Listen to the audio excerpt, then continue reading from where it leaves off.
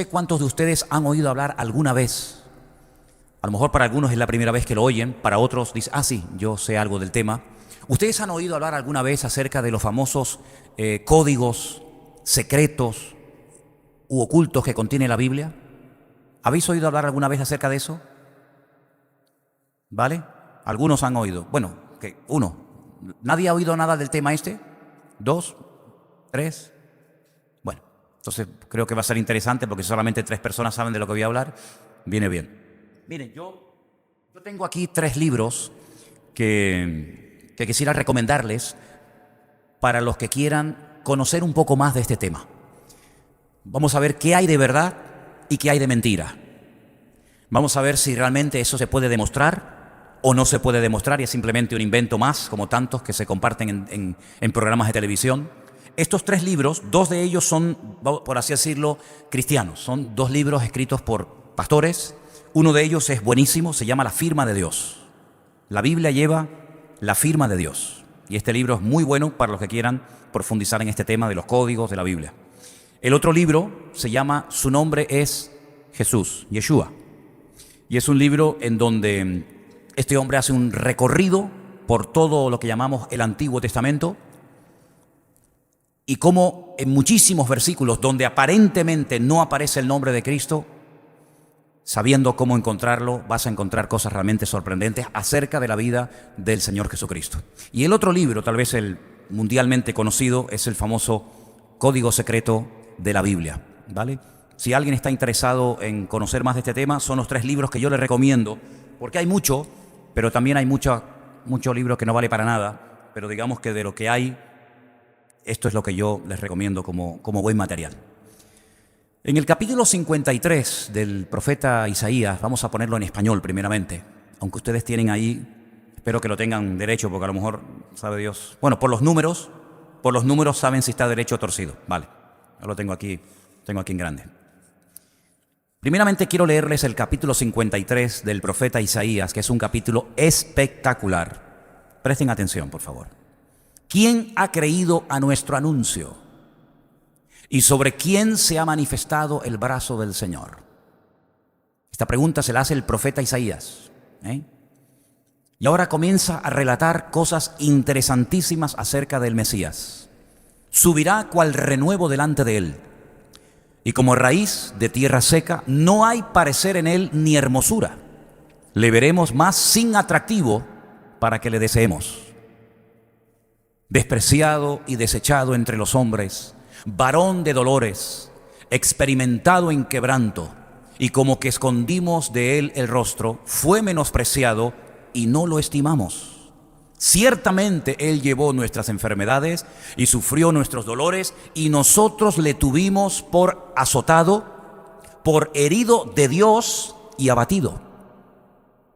Mas él herido fue por nuestras rebeliones, molido por nuestros pecados.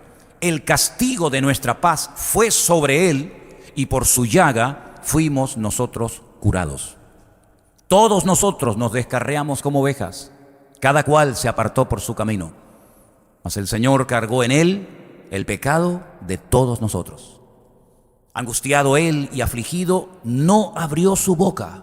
Como cordero fue llevado al matadero, y como oveja delante de sus trasquiladores, enmudeció y no abrió su boca. Por cárcel y por juicio fue quitado, y su generación, ¿quién la contará? Porque fue cortado de la tierra de los vivientes, y por la rebelión de mi pueblo fue herido. Se dispuso con los impíos su sepultura, mas con los ricos fue en su muerte, aunque nunca hizo maldad, ni hubo engaño en su boca. Con todo esto, Dios quiso quebrantarlo, sujetándole a padecimiento. Cuando haya puesto su vida en expiación por el pecado, verá linaje, vivirá por largos días, y la voluntad de Dios será en su mano prosperada. Verá el fruto de la aflicción de su alma y quedará satisfecho. Por su conocimiento justificará mi siervo justo a muchos y llevará las iniquidades de ellos. Por tanto, yo le daré parte con los grandes, y con los fuertes repartirá despojos, por cuanto derramó su vida hasta la muerte, y fue contado con los pecadores, habiendo él llevado el pecado de muchos y orado por los transgresores. ¿Cuántos dicen amén? 166 palabras tiene este capítulo en hebreo. Y es increíble que con tan solo 166 palabras se pueda decir tanto acerca de él. No necesitó miles de palabras para describir lo que sufriría el Señor, sino que ya digo, con 166 palabras nos da una descripción increíble, muy profunda, muy extensa, muy interesante, que analizaremos Dios mediante a partir de hoy, acerca de lo que le tocaría sufrir al Señor Jesús, al Mesías. Ahora, volviendo al tema de los códigos y de todo lo que a priori no se puede ver en el texto, en este capítulo 53, sabiendo buscarlo, sabiendo cómo se hace, aparecen los nombres de los 12 discípulos de Cristo. Y usted dirá, pero no hemos escuchado, no hemos leído en ningún momento en el capítulo 53 el nombre de los 12 discípulos, pero están. Aparece el nombre de los 2 sumos sacerdotes que estarían en vida cuando el Señor Jesucristo fuera crucificado, Anás y Caifás. Ahí están. Aparece el nombre de Pilato. Aparece también la palabra cruz. No existía la crucifixión en los tiempos del profeta Isaías, pero aparece la palabra cruz en el capítulo. Aparece la palabra Pascua, porque fue en la fiesta de Pascua cuando el Señor Jesucristo fue crucificado. Aparece la palabra Cordero también en el capítulo. Y aparece también la palabra Yeshua. Quiero que pongamos la palabra, pongan lo que yo les vaya diciendo, ¿vale? No se me adelanten, no me pongan cosas que yo no les pida, ¿sí? Pónganme ahora la palabra Yeshua, porque ese es el nombre de nuestro Señor. El nombre que nosotros utilizamos, Jesús, no es su verdadero nombre.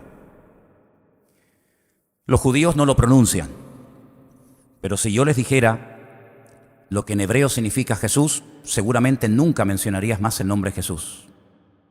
No te lo voy a decir porque ¿para qué? Pero su verdadero nombre era este, compuesto por 4 letras. Esa pequeñita se lee de derecha a izquierda, ¿vale? Esa letra es la más pequeña del alfabeto hebreo. Es la Yod. A continuación, una letra que se llama la letra Shin. Nos recuerda a los 3 patriarcas. ¿Veis que tiene como 3 palitos hacia arriba? Abraham, Isaac y Jacob.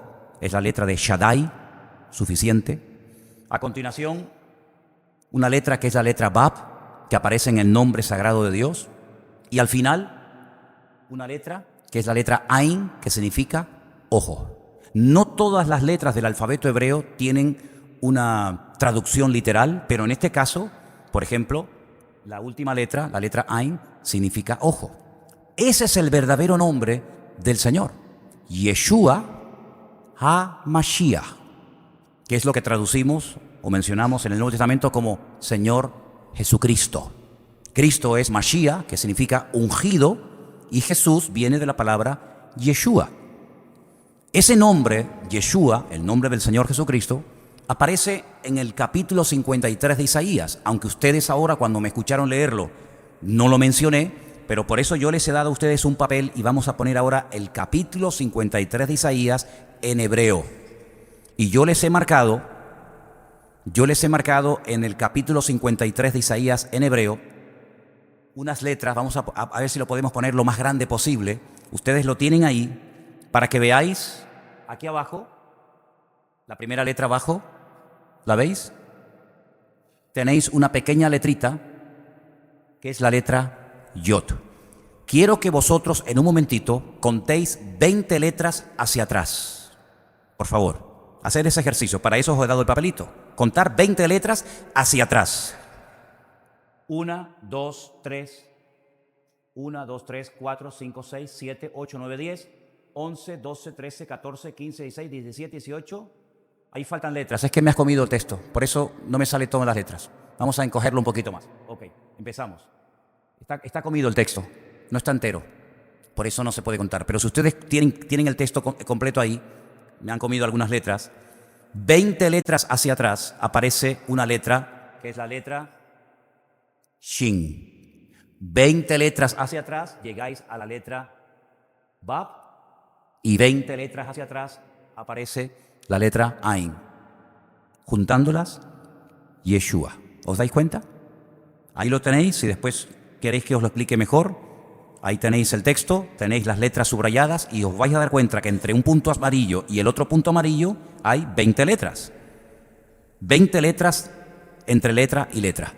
Esa es la combinación del nombre Yeshua en el capítulo, mejor dicho, de Isaías capítulo 53. El capítulo 53 de Isaías es un capítulo extraordinario porque Isaías, como bien saben ustedes, no conoció personalmente al Mesías. No conoció al Señor Jesucristo, a Yeshua, no lo conoció. Él escribió cientos de años antes del nacimiento de Cristo, pero describe a la perfección los padecimientos por los cuales tendría que pasar el Señor. Tenemos una lista de los adjetivos que definen, los calificativos que hablan acerca de todo lo que Él tendría que pasar. Y ahí los tenemos. Despreciado, léanlo conmigo si quieren, desechado, varón de dolores, experimentado en quebranto, menospreciado, azotado, herido, abatido, molido, angustiado y afligido. En esas palabras ustedes pueden ver el tremendo sufrimiento físico y espiritual por el cual tendría que pasar el Mesías cuando viniera. Repito, Isaías escribió mirando hacia el futuro, hacia un Mesías que vendría, que él no conoció, pero nosotros tenemos la bendición de poder mirar hacia atrás. Y con el Nuevo Testamento y con la historia en la mano, podemos comprobar si efectivamente él fue azotado, herido, molido, menospreciado, etcétera, etcétera. En el capítulo 53 de Isaías encontramos una descripción perfecta y detallada de los sufrimientos de Cristo. Encontramos la descripción de un hombre roto, humillado, atribulado y dolorido. Encontramos a una víctima inocente que entrega su vida voluntariamente para salvar a la humanidad. En el capítulo 53 de Isaías encontramos también una perfecta descripción de la humanidad de Cristo. Algunos a lo largo de la historia dijeron que Él no era realmente humano, sino que era solamente divino. Otros, al contrario, enseñaron que Jesús no era nada divino, sino solamente humano. Pero uniendo toda la información y uniendo todos los datos que tenemos del Antiguo, del Nuevo Testamento, etcétera, llegamos a la conclusión de que en Él cohabitaban, vivían al mismo tiempo una parte humana 100%, que se cansaba, que tenía que pedir agua cuando tenía sed, que tenía que dormir cuando estaba cansado, etcétera, y una parte divina que era capaz de mirar pensamientos, de discernir las intenciones del corazón, de ver más allá de lo que los ojos de carne pueden ver, de poder incluso dominar la creación que Él había creado en el principio, caminando, por ejemplo, por encima de las aguas, o cambiando un elemento en otro completamente diferente, como fue, por ejemplo, su primer milagro, que convirtió el agua en vino, o multiplicando panes y peces, etcétera, etcétera. Por lo tanto, Isaías 53 fundamentalmente se centra en la parte humana del Señor Jesucristo. Pero al mismo tiempo el profeta Isaías lo presenta como un sacerdote, alguien que incluso llega a orar por las personas por las cuales él muere, pero que al mismo tiempo ese sacerdote al mismo tiempo es la víctima. Y esto nunca se había dado. Porque, por ejemplo, tanto el sumo sacerdote como los demás sacerdotes hacían la función de sacerdote, pero no de víctima. Pero en el caso de Cristo sí.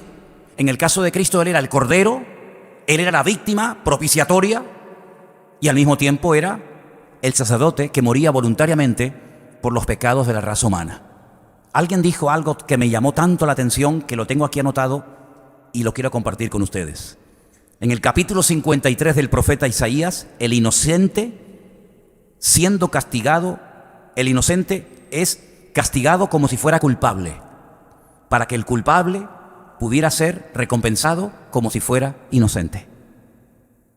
El que no es culpable, como víctima propiciatoria, carga el pecado de toda la raza humana, carga la enfermedad y la transgresión de todos los seres humanos que ya habían vivido antes de él, los que vivían en su generación, en su tiempo, y los que aún no habíamos nacido.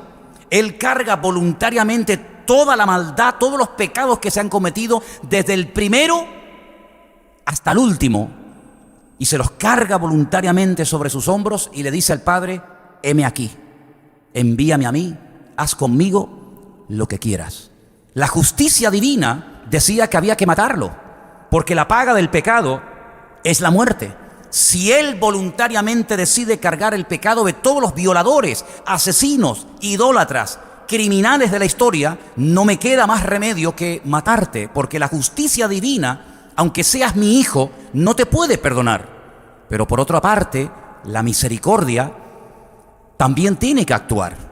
Así que cuando vemos a Cristo cargando voluntariamente el pecado de todos y de cada uno de los seres humanos, vemos que en la cruz se encuentran la justicia, el amor, la misericordia, la bondad, absolutamente todo, la esencia y los atributos de Dios los vemos manifestados en la cruz, cuando el Hijo, el Cordero, decide morir por la raza humana.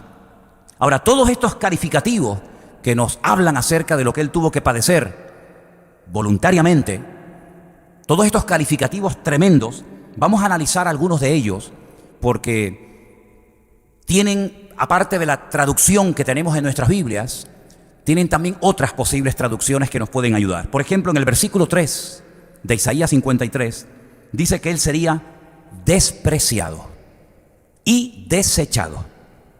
Pero en el mismo versículo dice que sería despreciado y desechado, ¿pero por quién? Por los hombres. Es interesante notar que esa palabra, despreciado, también se podría haber traducido como menospreciado. Y yo creo que a ningún ser humano le hace gracia que te menosprecian. ¿Qué significa ser menospreciado o despreciado? Significa concederle a una cosa o persona menor valor o importancia de la que merecen. Si tú mereces un trato, tú mereces un respeto y no lo recibes, eso significa que te están menospreciando o te están despreciando. También despreciado o menospreciado significa considerar que algo no merece ningún aprecio o atención. Él sabía perfectamente que cuando viniera, sobre todo a los suyos, a su pueblo, no iba a ser querido, no iba a ser bien recibido, no iba a ser adorado, no iba a ser recibido con todo tipo de alegría, sino más bien todo lo contrario. Puede pasar por la mente de algunos de ustedes el hecho de que hubo un momento en el que sí lo recibieron. Cuando entra triunfalmente, ¿os acordáis? La misma semana que padece montado en aquel pollino de asno, que por cierto no entró montado en un pollino de asno por casualidad, sino que había también una profecía, en este caso de Zacarías, que decía que entraría montado en un pollino de asno a Jerusalén. Y mucha parte de la ciudad salió y comenzaron a decir algo que se decía, pero no a cualquier persona, sino era una expresión que se le decía al sumo sacerdote cuando en la semana de la Pascua se iba a Belén. Preguntarán ustedes, ¿y a qué se iba a Belén? Belén está más o menos como a 8 kilómetros, 7, 8 kilómetros al sur de Jerusalén. El sumo sacerdote, seguramente acompañado de otros, se iba a Belén a comprar, a adquirir los corderos sin defecto que tendría que traer a Jerusalén para que fueran sacrificados durante esa semana de la Pascua. Los tenían durante algunos días examinándolo con lupa. Si había algún defecto en la pezuña, en los ojos, en las orejas, en el pelo, y los tenían examinando exhaustivamente durante días, y al final, si aprobaban el examen, los sacrificaban. Y todos los años era igual. Uno se mandaba al desierto, a Azazel, no sé si conocéis la historia, con todos los pecados del pueblo, y otro se sacrificaba. Y de ahí viene lo del cordoncito rojo, que después se ha convertido en lo de la buena o la mala suerte. En fin, conocéis un poco la historia, ¿no? Pues cuando venía el sumo sacerdote de Belén, donde se criaban los corderos, porque cuando se aparecieron los ángeles la noche que nació el Mesías, ¿a quién se apareció? A los pastores. ¿Y qué hacían los pastores allí? Cuidaban los rebaños que después iban a ser llevados al templo a ser sacrificados. Ahora, ¿cómo encaja todo, verdad? El sacerdote iba a Belén, compraba los corderos, los traía, y cuando llegaba a la ciudad, toda la ciudad salía en peso y le decían: Baruch haba Beshen Adonai, bendito el que viene en nombre del Señor. Bienvenido, Baruch haba, bienvenido. Ese mismo día, el Señor Jesucristo estaba entrando por otra puerta, no la que daba acceso cuando venías de Belén, que era la del sur, sino estaba entrando por la puerta del este, La puerta de la Dorada, la que mira al Monte de los Olivos, la que hoy en día está cerrada. Porque dice la Biblia que tiene que estar cerrada porque por esa puerta entró el Señor, tu Dios, y nunca más entrará hombre alguno. Lo dice Ezequiel 44:2, si no me equivoco. Y cuando la gente salió a decirle, Baruch Haba Beshem Adonai, los sacerdotes salieron corriendo y le dijeron a la multitud, no, esto no se lo dice a él, esto hay que decírselo al sacerdote. Dile a tus discípulos que se callen. Y el Señor dijo, si yo les digo a estos que se callen, las piedras comenzarían a alabarme. Así que es inevitable que suceda esto. Y aunque aparentemente lo recibieron, esos mismos que le recibieron con aquel saludo, esos mismos, antes de que terminara esa semana, delante de Poncio Pilato, pidieron su cabeza. Así que aparentemente le recibieron, pero sabemos que en el fondo fue rechazado, fue menospreciado y fue totalmente menospreciado por los suyos, por su propia casa. ¿Él lo sabía? ¿O ese día fue cuando se enteró de que lo iban a rechazar? Desde la eternidad, aún no había sido creado el universo, aún no existía absolutamente nada, y el Hijo sabía perfectamente que algún día vendría a este mundo y el mundo lo rechazaría y el mundo lo menospreciaría. ¿Qué te parece? Entonces, ¿por qué vino? Porque de tal manera amó Dios al mundo que dio a su Hijo unigénito. ¿Te das cuenta?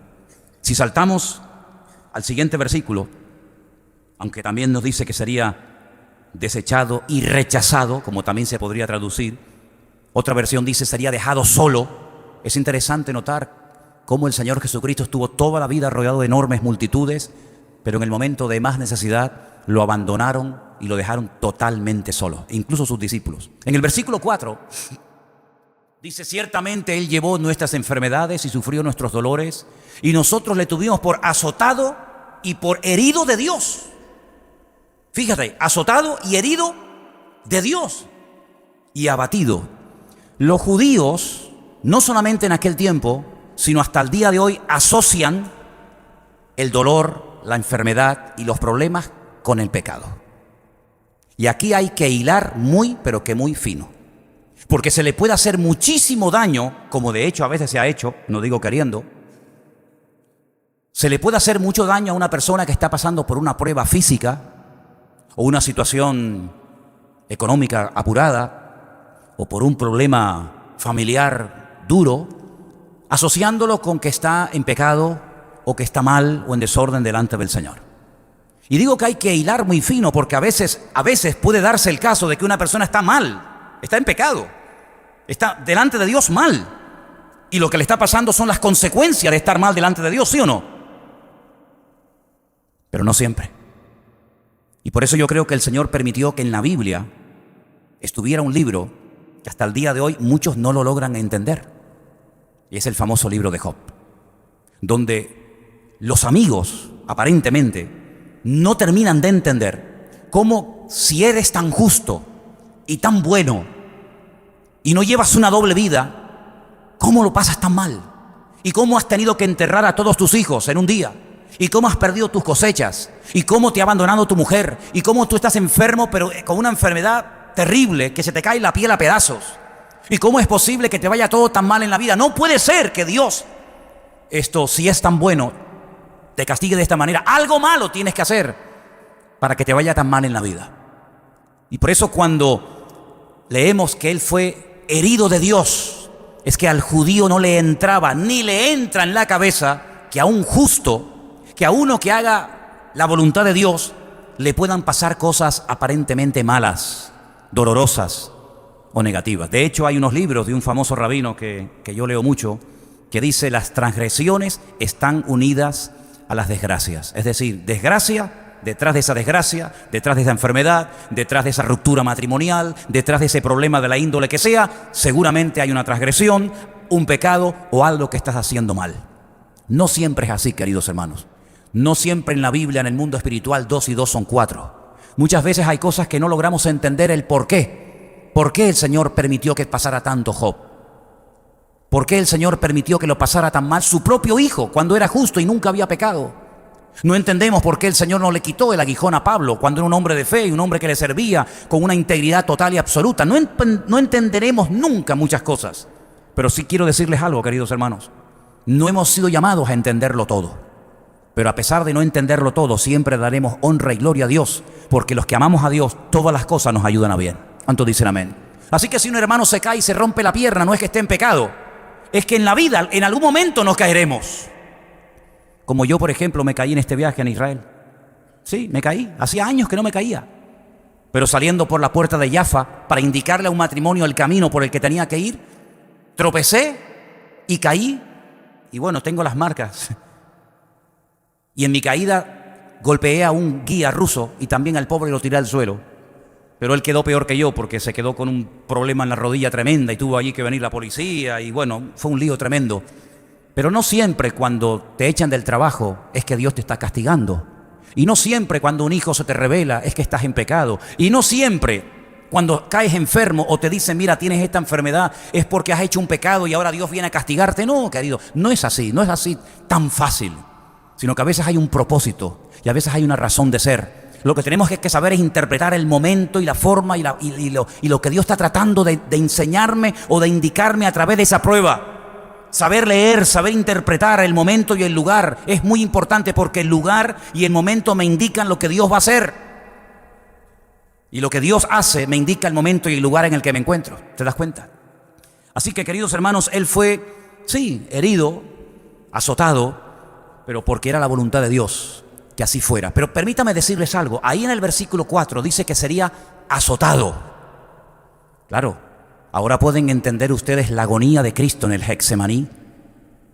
Cuando él sabía que los que le iban a dar los latigazos no iban a ser los judíos, sino ¿quiénes fueron los que le dieron los latigazos al Señor? Los romanos. Permítame leerles Deuteronomio 25:3.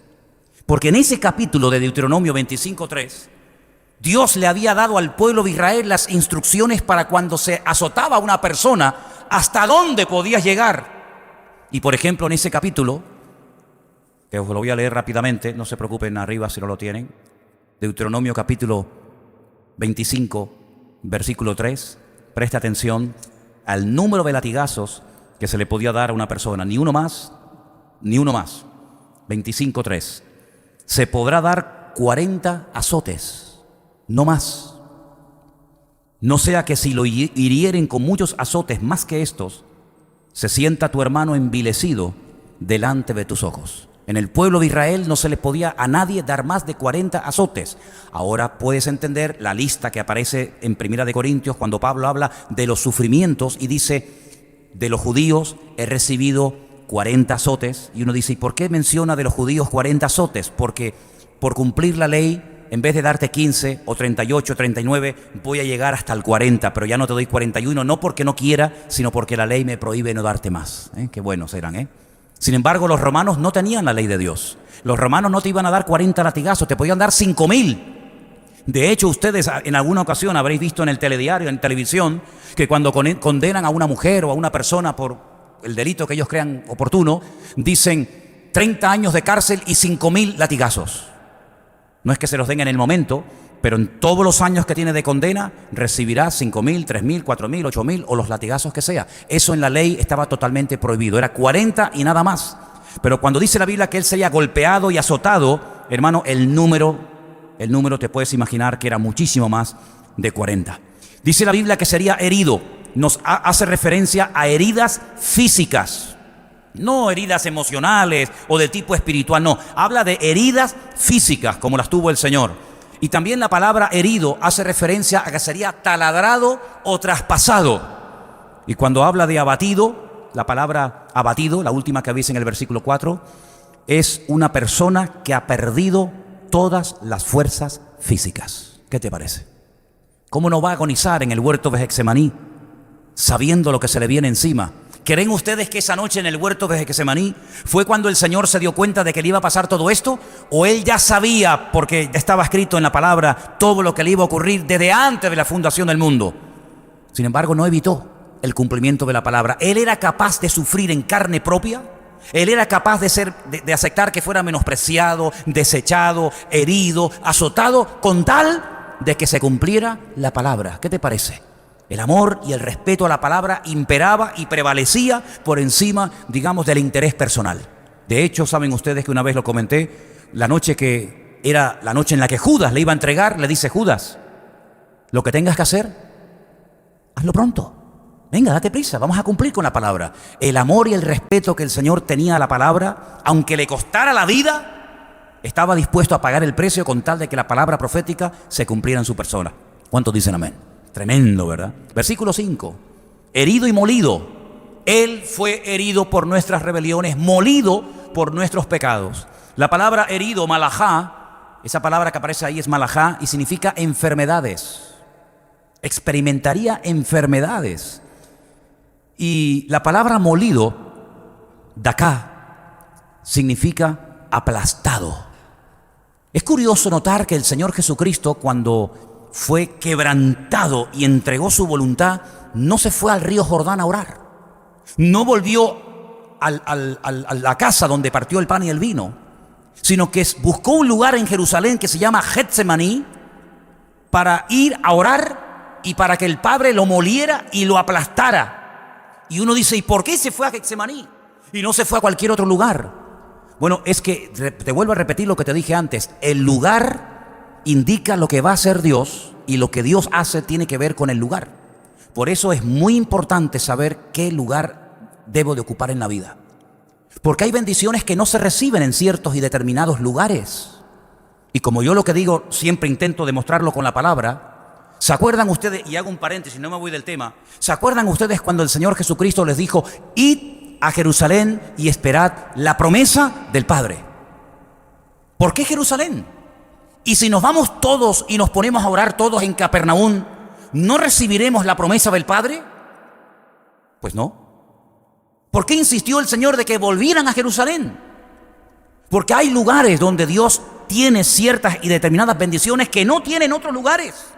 Cuando llegó el día de Pentecostés, cito Hechos capítulo 2, cuando llegó el día de Pentecostés estaban todos unánimes juntos y de repente vino del cielo un viento recio, el cual soplaba y lenguas repartidas como de fuego se asentaron sobre cada uno de ellos y todos fueron llenos del Espíritu Santo. Moraban entonces de Jerusalén judíos, varones piadosos, y ahí está todo el capítulo, es increíble. Y tú dices, ¿dónde recibieron esa experiencia? En Pentecostés. ¿Dónde? En aquella casa. ¿Por qué no en otro lugar? Porque Dios nos dice dónde tenemos que estar y dónde no tenemos que estar.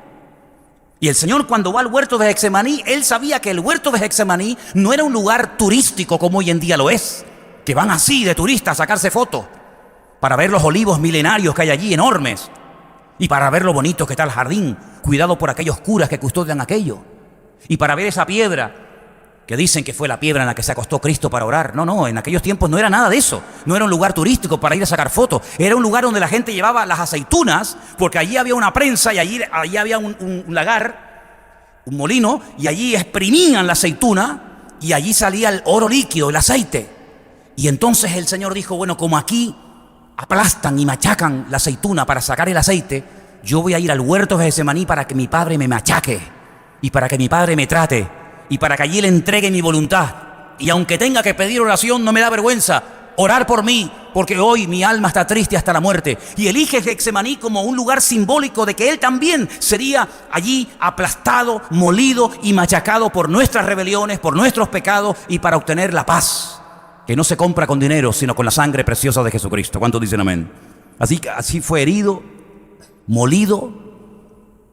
Claro, cuando te dicen en Israel que este capítulo no tiene nada que ver con el Mesías, sino que este capítulo describe los sufrimientos del pueblo de Israel, no sé si echarme a llorar o echarme a reír.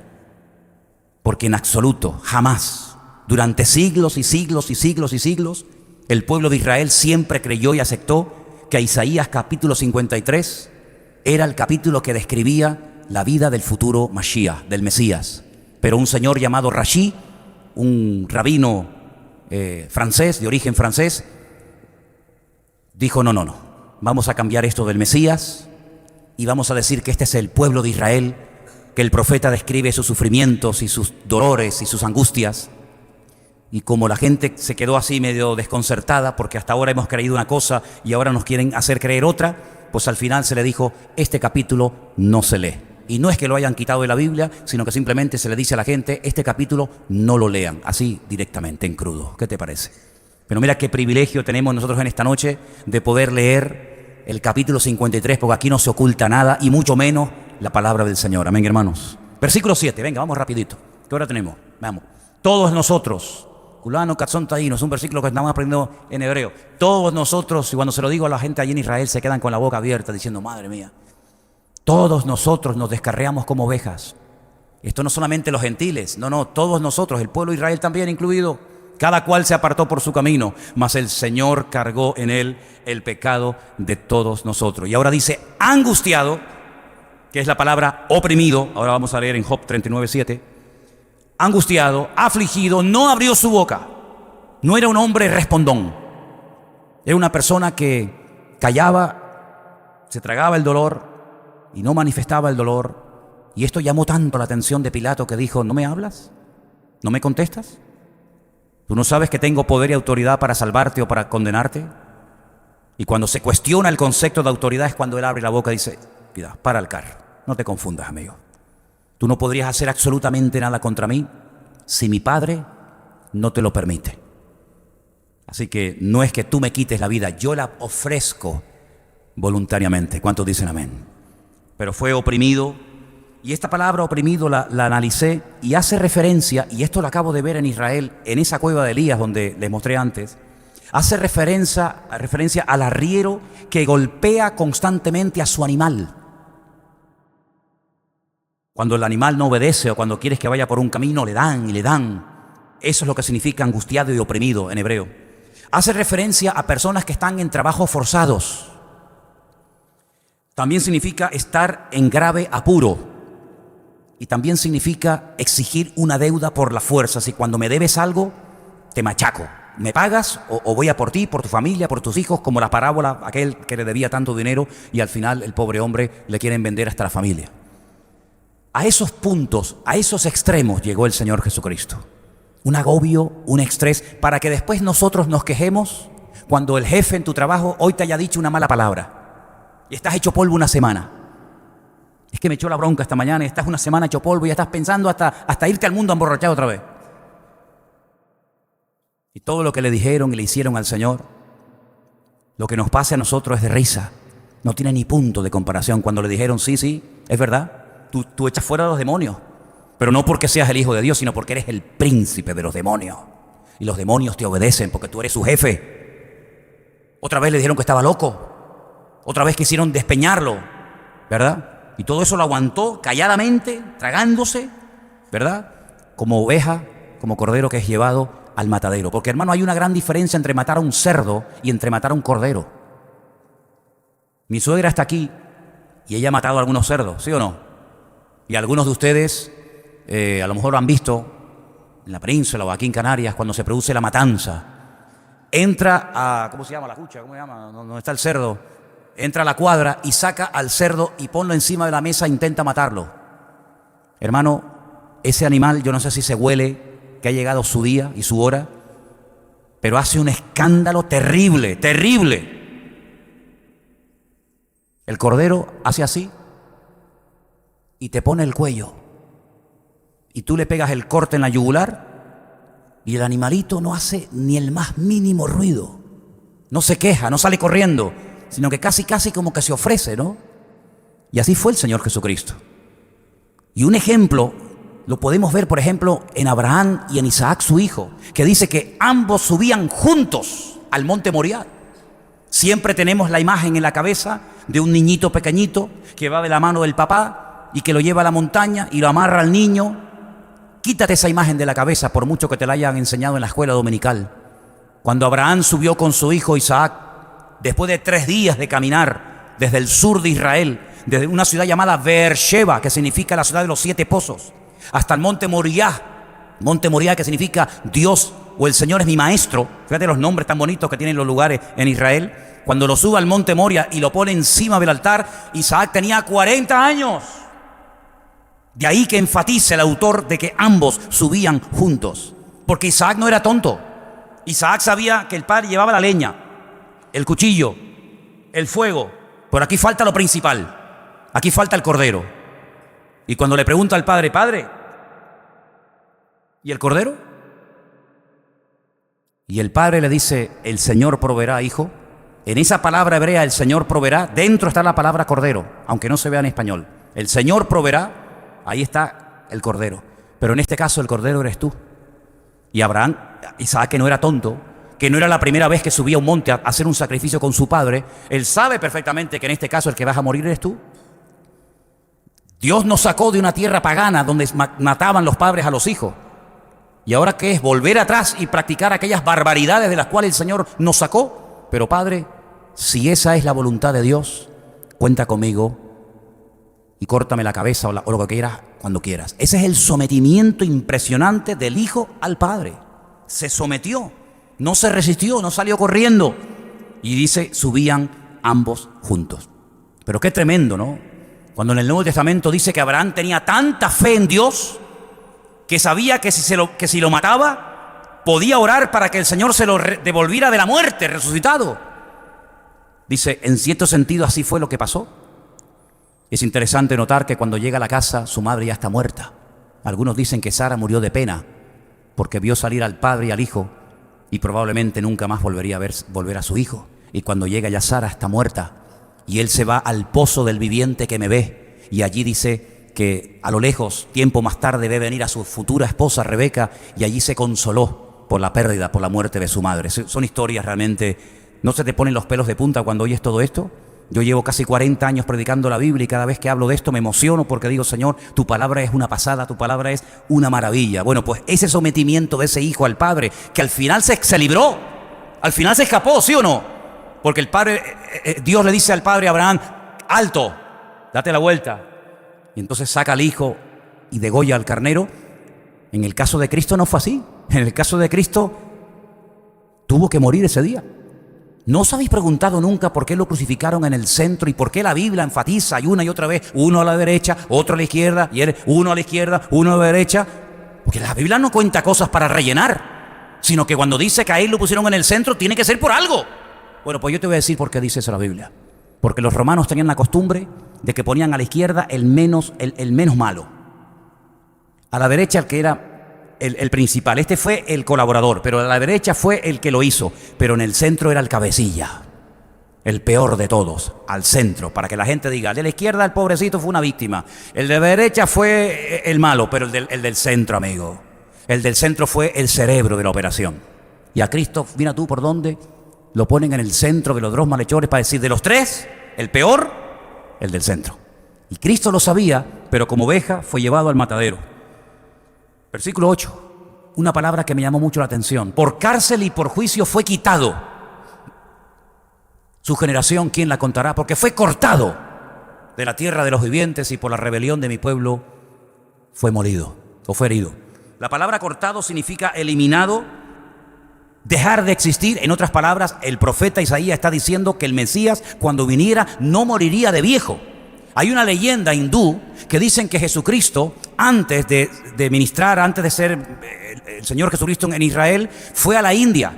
Y en la India aprendió todo lo que después fue a Israel y enseñó. Y cuando terminó su ministerio, se fue a la India, a Cachemira, y allí se hizo un gurú. Y allí hay todavía hasta el día de hoy hijos y descendientes del Mesías judío. Barbaridades. Con tal de que el mundo no acepte la verdad. Pero Cristo fue cortado, fue eliminado, fulminado de una muerte cruel, atroz, que duraba horas. De hecho, sabemos que murió más o menos, o lo crucificaron más o menos a las 7 de la mañana y hasta las 3 de la tarde estaba agonizando. Una tortura terrible, más aparte los latigazos que le habían dado, donde le dejaron los huesos a flor de piel y le arrancaron toda la piel de la espalda a tiras, más la corona de espinas, etcétera, etcétera, ¿verdad? Y todo eso por amor a la humanidad. Fue cortado. Cortado significa muerto totalmente. Ahora, dejadme que os lea Daniel 9:26. Yo no sé si lo tenéis arriba, si no yo os lo leo rápidamente. Mira, ahí está. Daniel 9:26. Escuchen, esto es una profecía alucinante que en su día estudiamos. Los términos que se emplean aquí son términos que no se utilizan hoy en día entre nosotros. Ya lo explicaremos en otro momento cuando llegue la oportunidad. Después de las 62 semanas, hay que multiplicar por 7, porque son semanas de 7 años, se le quitará la vida al Mesías, se le quitará la vida al Mesías. Mas no por sí, sino va a cometer un acto de suicidio. No se va a ahorcar, no se va a quitar de en medio. Se le quitará la vida al Mesías, mas no por sí, Y ahí sigue diciendo el resto de la profecía: y el pueblo de un príncipe que ha de venir destruirá la ciudad, el santuario, su fin será con inundación hasta el fin de la guerra, durarán las devastaciones. Una profecía muy completa. Pero fijaros cómo Daniel también dice que al Mesías se le iba a quitar la vida, lo iban a matar, lo iban a crucificar. Y también Zacarías, son muchos versículos, hay un montón de datos que hay aquí para estudiar este tema. Zacarías dice: y mirarán al que traspasaron. Y Zacarías dice que harán gran lamentación por él. Zacarías dice que moriría crucificado, porque dice que mirarían al que traspasaron. Quiere decir que cuando el Señor Jesucristo venga, sus heridas en sus manos, en sus pies y en su costado aún serán visibles.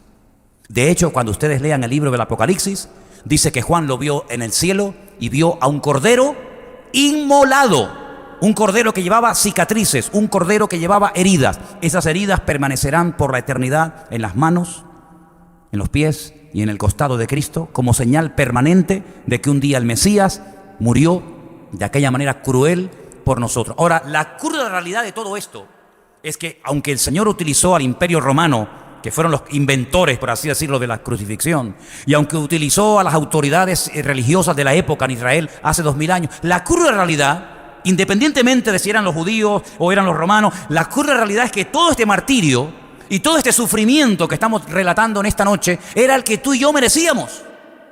Es decir, en aquella cruz teníamos que haber muerto todos los seres humanos. Esos que dicen que tú siempre fuiste bueno, espero que aquí no haya nadie que hable así. Porque siempre hay gente que dice: no, yo siempre fui bueno. Bueno, yo fui a la iglesia porque, bueno, pero yo siempre fui bueno. Ya. Así que Cristo por ti no murió. Tú eras tan bueno, que Él pasó todo ese calvario para nada, porque tú eras tan bueno. Eso será para los ladrones, los delincuentes, ¿verdad?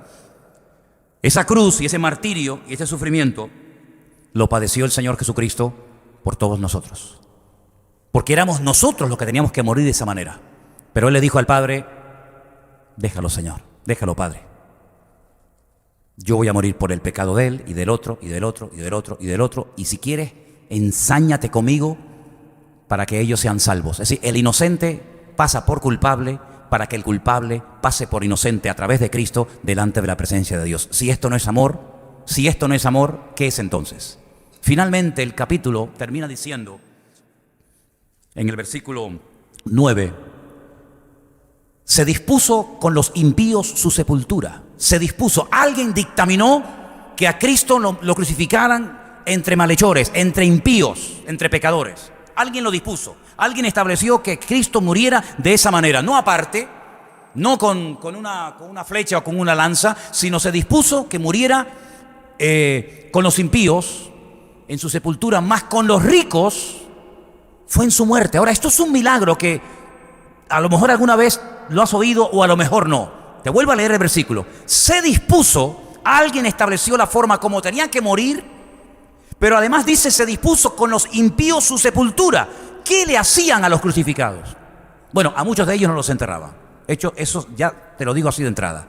A muchos crucificados no los enterraban. Y es lo peor que se le puede hacer en esa cultura a una persona, quemarlo o no enterrarlo. En esa cultura es impensable esa gente que dice, no, a mí que me quemen. En esa cultura se quemaba a lo peor de lo peor, los que no se merecen ni un cacho de tierra, se les prendía fuego. Yo sé que es una práctica que muchos cristianos y tal, y se ha extendido mucho y no sé qué, no sé cuánto, pero yo te digo lo que dice la Biblia. Tú después como si te quieren tirar a la punta de Teno, a mí me da igual. ¿Quieres que te tiremos allí? Vamos y te tiramos. Engodo para los peces. Pero en aquella cultura, el que no te enterraran o te quemaran era lo peor que te podían hacer. De hecho, ustedes saben que muchas veces cuando cogen a alguien en esos países, lo arrastran por la tierra, los despedazan, mandan los trozos por todo el país, le prenden fuego, menos sepultarlo, lo que sea. Entonces, alguien dictaminó que Jesús fuera crucificado, que fuera muerto con los malhechores, y había un lugar que era como una especie de estercolero, una especie de basurero, donde se llevaba a los que habían muerto en la cruz. Peor sitio, lo más inmundo, toda la basura, toda la porquería, allí lanzaban los huesos de la gente. Generalmente a los crucificados se les tenía días y días en la cruz, y cuando morían venían animales, venían cuervos, venían buitres, los iban despedazando, y aquello era algo terrible. Pero mira tú por dónde, que lo enterraron como si fuera un hombre rico.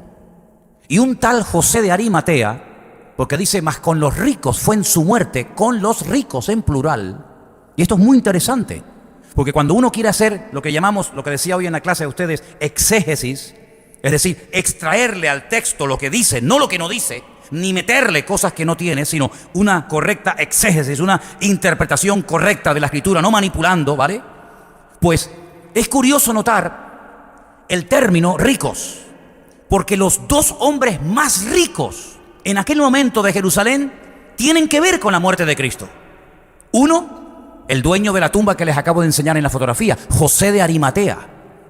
José de Arimatea era un hombre que decidió preparar su sepultura labrando, perforando una roca, que eso costaba un dineral y no todo el mundo podía hacerlo, para que cuando él muriera y su familia lo enterraran a él. Pero mira tú por dónde él renuncia a ese sepulcro que él seguramente a pico y pala había mandado hacer, y renuncia a su sepultura para dársela a otra persona que no es ni familia ni amigo, pero dice que en el principio José de Arimatea fue un discípulo de Cristo. No sé si lo habéis leído, yo lo leí ayer. Dice que José de Arimatea fue discípulo de Cristo. Algunos dicen, pero Cristo tuvo 12 discípulos. No, señor, cuando empezó tuvo 70. Después el grupo fue bajando, pero dice que José de Arimatea fue un discípulo de Cristo. Y tal vez diciendo, bueno, yo tal vez no fui un fiel discípulo de Cristo, pero en este momento quiero darle lo mejor que tengo, lo más valioso, y le doy mi sepulcro. Se lo dio. Y mira tú por dónde otro hombre tremendamente rico, que cuenta la historia secular, que era un hombre importantísimo, tremendamente rico, que la Biblia dice que era un hombre principal, que es un principal, un hombre muy importante entre los judíos, que se llamaba Nicodemo. Capítulo 3 de San Juan dice que vino de noche un principal entre los judíos llamado Nicodemo. Fue el que va al Poncio Pilato, a la fortaleza de la Antonia, donde vivía Poncio Pilato, y le pide el cuerpo de Cristo. Y tú dices, pero dos hombres ricos tratando de darle la mejor sepultura. Uno judío, fariseo, pidiendo el cuerpo, y el otro entregando su sepultura al Señor. Y ahí se cumple la palabra. Se dispuso con los impíos su sepultura, mas con los ricos fue en su muerte. Y lo sepultaron en un sepulcro, no en piedra, no lo lanzaron en aquel estercolero, no lo dejaron allí que se descompusiera en la cruz, sino que fue sepultado como un rico, aunque nunca hizo maldad ni hubo engaño en su boca. Él no pudo decidir su sepultura, pero se cumplió la palabra, para que os deis cuenta de que tanto en vida como en muerte la palabra de Dios se cumple. ¿Cuántos dicen amén? Es increíble. Sí, era imposible para una persona que quisiera aprenderse de memoria y demostrarle al pueblo de Israel que era el Mesías. Era imposible que pudiera cumplir con todas, porque había cosas que podía cumplir en vida, pero por ejemplo en muerte hay muchas cosas que se nos escapan de la mano porque ya no controlas. Pero fíjate, el final del pasaje dice que aunque se dispuso con los impíos su sepultura, con los ricos su muerte, dice que al final él terminaría orando. Creo que es el último versículo del capítulo. Él terminaría orando, intercediendo por las personas que le estaban allí crucificando. Y mira tú por dónde las 7 veces que Cristo abre la boca en la cruz, una de las veces que ora, o una de las veces que habla, perdón, es orando, pidiéndole al Padre que les perdonen, que perdonen a los que están allí, porque no saben lo que hacen. Derramó su vida hasta la muerte. Fue contado con los pecadores, y habiendo él llevado el pecado de muchos, oró por los transgresores. Impresionante. Teniendo todo esto en la cabeza, un hombre un día en la cárcel decidió escribir una carta. Y quiero terminar en esta noche leyéndote parte de la carta que este preso condenado a muerte escribe. Escucha bien. Haya pues en vosotros este sentir que hubo también en Cristo Jesús. Escucha. El cual, siendo en forma de Dios, no estimó el ser igual a Dios como cosa a la que aferrarse, sino que se despojó a sí mismo, tomando forma de siervo, hecho semejante a los hombres, y estando en la condición de hombre, se humilló a sí mismo, haciéndose obediente hasta la muerte, y muerte de cruz. ¿Te das cuenta cómo Pablo, teniendo en cuenta el capítulo 53 de Isaías, dice que exactamente eso fue lo que el Señor Jesucristo hizo? Podía haber elegido el lugar más famoso de la tierra, eligió el más pequeño e insignificante, Belén de Judea. Podía haber nacido en una familia tremendamente rica y reconocida en el país. Nació en una familia tan sencilla y tan humilde que no tenían dinero ni para contratar una habitación donde su madre pudiera parirlo. Todo se elige de antemano, demostrando que es Él en su soberanía, en su eternidad, el que elige el tipo de vida, el tipo de ropa, el tipo de persona, el tipo de comida, el tipo de muerte, el tipo de estilo de vida que Él llevaría. Luego, nada es casual en Cristo. Nada es casual. Dice, no tengo ni donde recostar mi cabeza, el creador del universo, de millones y millones de galaxias. No tengo ni donde recostar mi cabeza. El creador de los océanos, donde hay millones y millones de toneladas de metros cúbicos de agua, le dice a una mujer, dame agua porque tengo sed. El creador del universo se queda dormido en una barca y el creador del universo necesita un burro para poder entrar triunfalmente y cumplir la palabra profética de Isaías 14, el día que entró triunfalmente en Jerusalén. El creador de la tierra y del universo no tiene ni una sepultura, pero no te preocupes que un rico te la va a regalar, te la va a prestar para que se cumpla la palabra profética de Isaías 53. Está todo controlado, todo bajo el control. Y entonces dice, y verá el fruto de su aflicción y quedará satisfecho. Y Pablo, diciéndolo de otra forma, dice, pues, porque se humilló, se anonadó, se hizo nada, se desprendió a sí mismo, llegó hasta lo más bajo que puede llegar un ser humano. Por eso el Padre le ha dado un nombre que es sobre todo nombre, para que en el nombre de Yeshua HaMashiach se doble toda rodilla de los que están arriba en el cielo, en la tierra y aún debajo de la tierra, y toda lengua confiese que Jesucristo es el Señor, para la gloria de Dios Padre. ¿Os das cuenta cómo no hay casualidad? Cómo no hay injusticia, cómo no se pasa el Padre. Hasta cuando lo abandona hay justicia. Hasta cuando el gemido indecible y del dolor de Cristo en la cruz, Padre, ¿por qué me has desamparado? Hasta en ese acto hay justicia de parte de Dios. Porque si el Padre se hubiera quedado con el Hijo siendo el pecado personificado, hubiera sido injusto. Hubiera ido en contra de la santidad de su esencia misma. ¿Por qué? Porque la santidad de Dios le impide cohabitar con el pecado.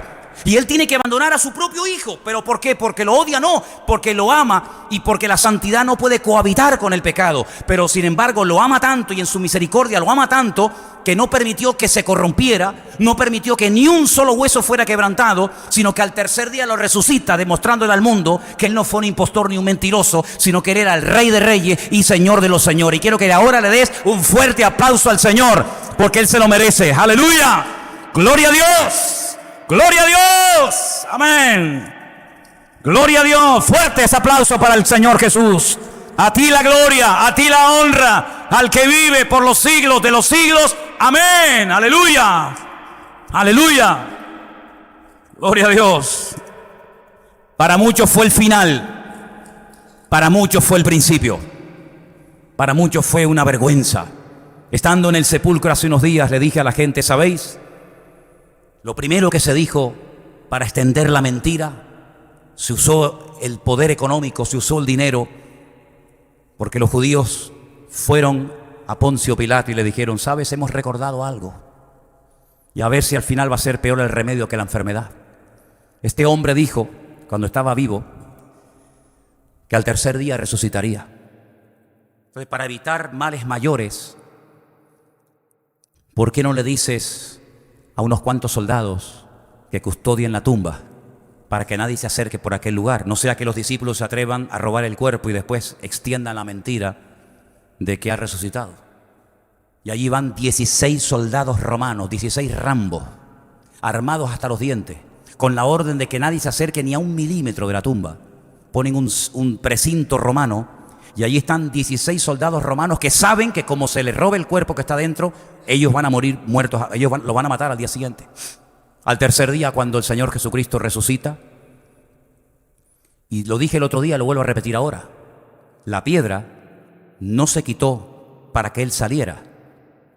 No, la piedra se quitó para que tú entres adentro y veas que está vacía. Aunque estuviera la piedra, Él iba a salir igual. Así que no quito la piedra para que el Señor salga, sino quito la piedra para que entre y para que puedas ver con tus propios ojos que la tumba está vacía. Fueron otra vez a la autoridad y le dijeron, mira, esto se nos va a ir de las manos y esto va a ser una rebelión terrible. Vamos a subvencionar, vamos a pagar, a sobornar a la guardia y decirle que sus discípulos robaron el cuerpo de noche. Dice, y esto hasta el día de hoy se cree. Como es una gran mentira y la mentira cae por su propio peso, a lo largo de la historia, diferentes personajes, todos odiando al cristianismo y a Cristo, comenzaron a inventar todo tipo de teorías. Una de las teorías tal vez más conocidas es que Jesús realmente no murió.